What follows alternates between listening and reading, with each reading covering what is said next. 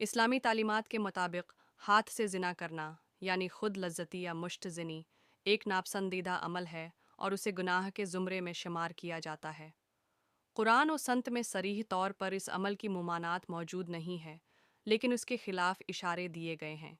علماء کی اکثریت کے نزدیک یہ عمل غیر اخلاقی اور گناہ کے قریب ہے کیونکہ یہ انسان کو گناہ کی دیگر صورتوں میں مبتلا ہونے کا سبب بن سکتا ہے اور روحانی و جسمانی نقصان کا باعث بھی بنتا ہے۔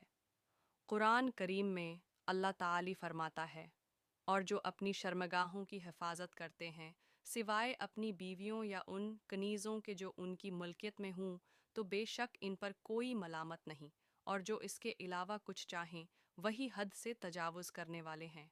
سورہ المؤمنون 5:7۔ اس آیت سے یہ واضح ہوتا ہے کہ انسان کو اپنی خواہشات جائز ذرائع سے پوری کرنی چاہیے اور خود لذتی کو اس دائرے سے باہر سمجھا جاتا ہے۔ علماء کی رائے 1۔ اکثر علماء حنفی، شافعی اور مالکی ہاتھ سے زنا کرنا مکروہ اور گناہ ہے، خاص طور پر جب اس کی کوئی مجبوری نہ ہو۔ 2۔